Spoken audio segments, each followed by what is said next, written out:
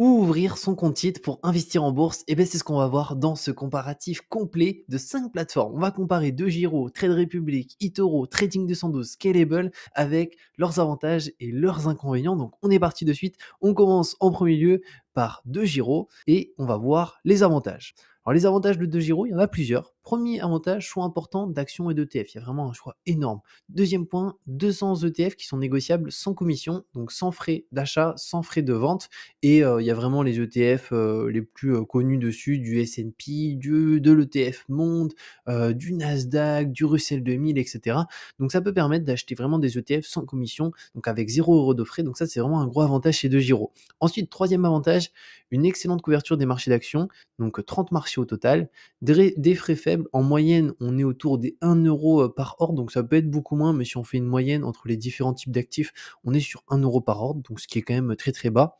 En point ici très intéressant, c'est qu'il y a des ETP crypto-monnaies, donc il y a la possibilité d'investir dans de la crypto-monnaie à travers des ETP sur DeGiro. Et en dernier point, c'est qu'en ouvrant un compte, on a 20 € de frais offerts. Je mettrai un lien en description pour ceux qui souhaitent ouvrir un compte DeGiro. Alors c'est pas de l'argent qu'on a à l'ouverture malheureusement, mais ça permet de réduire certains frais qu'on pourra avoir sur la plateforme. Maintenant les inconvénients.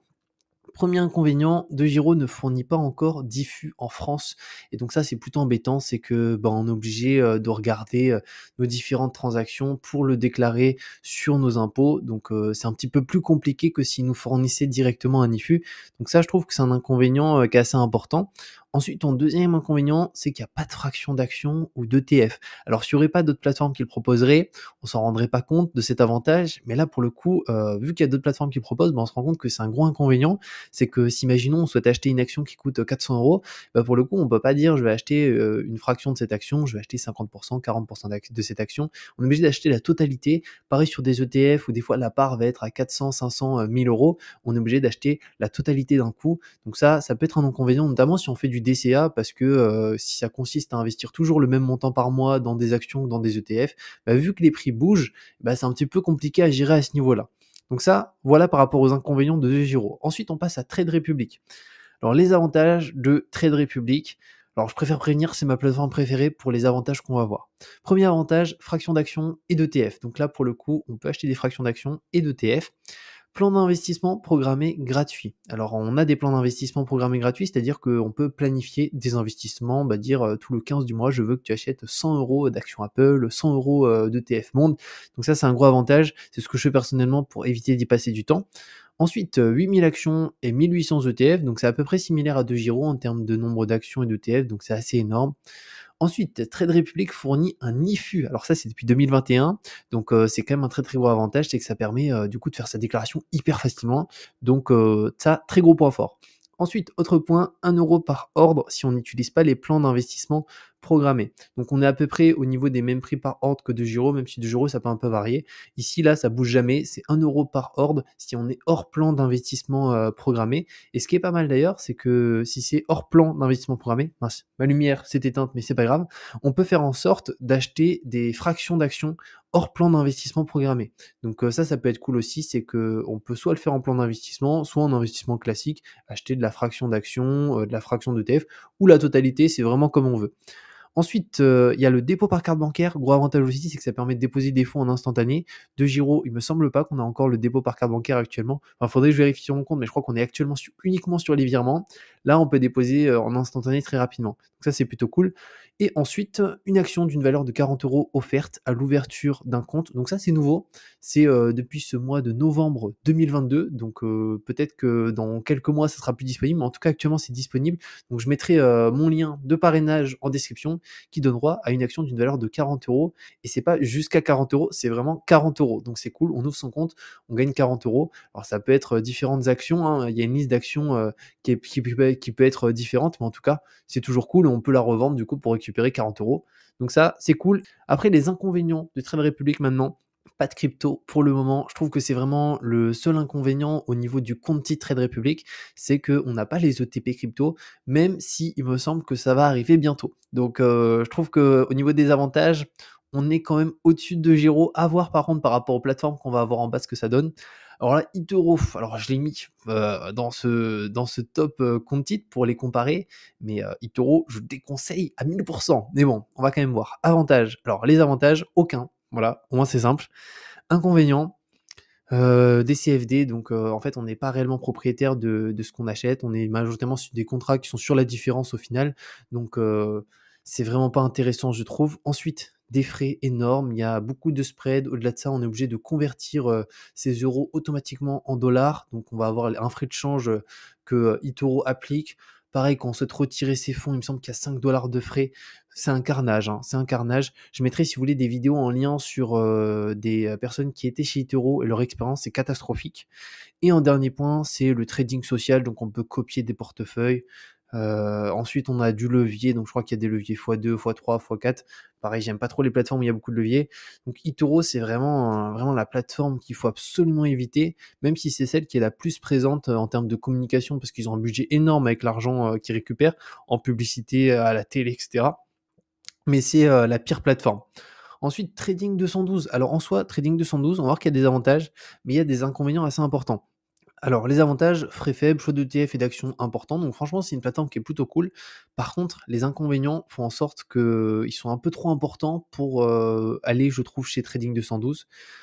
Principalement celui-ci. Alors lorsque vous achetez une action ou un ETF chez Trading 212, Trading 212, ils achètent cette action par l'intermédiaire d'Interactive Broker et ils la conservent en leur nom. Donc ça, c'est un souci parce que du coup, comme je l'ai indiqué ici, vous devenez alors le propriétaire bénéficiaire des investissements, mais les actions ne sont pas directement à notre nom, ils sont au nom de Trading 212. Et ça peut être un problématique, notamment si il y a une faillite de Trading 212 pour récupérer ces actions qui en soi sont au nom de Trading 212. Et au-delà de ça, le deuxième point, c'est que le transfert du compte titre Trading 212 vers un autre courtier est impossible parce qu'on a ce souci-là où c'est au niveau du nom de Trading 212 chez un compte sur Interactive Broker. Donc si on souhaite, imaginons, envoyer ses fonds de Trading 212, enfin ses actions, ses ETF sur Trade Republic ou sur DeGiro, c'est pas possible.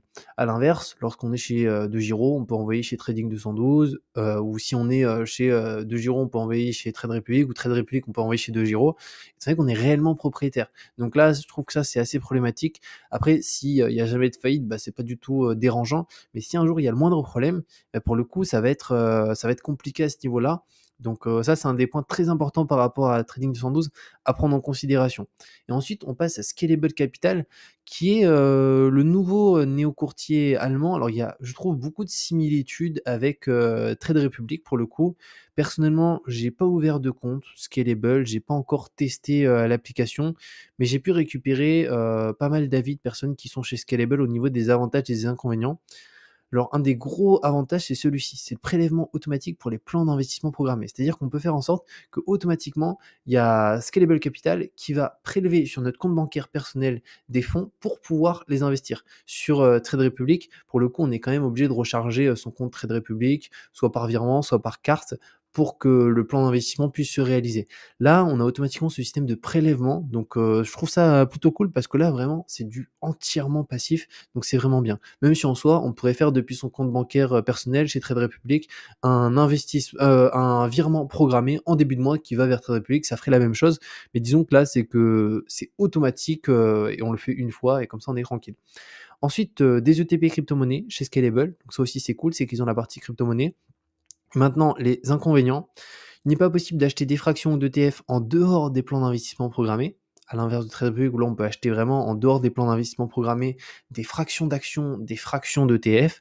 Et ensuite, Scalable ne propose que des plans d'investissement mensuels, alors que chez Trade Republic, on a du bimensuel aussi, où on peut investir du coup 2 fois par mois. Ça permet encore une fois, lorsqu'on fait du DCA, de vraiment lisser à ce niveau-là. Après, Scalable, c'est juste par contre, il y a un truc que j'ai pas très bien compris, c'est au niveau des offres, parce qu'il me semble qu'il y a une offre à 2 € par mois, une offre à 4 €, une offre gratuite. Donc ça, faut vraiment se renseigner, hein, selon, si on investit beaucoup ou pas, si ça devient intéressant. Mais, en tout cas, c'est vraiment similaire, je trouve, à Trade Republic, mais, en un petit peu moins bien. Encore une fois, c'est mon point de vue, hein, mais, je trouve que c'est un peu moins bien fait et on voit que c'est nouveau, donc, il y a plein de choses qui sont pas encore en place dessus. Mais sinon, voilà au niveau des plateformes. Donc vraiment à éviter, c'est eToro, catastrophique.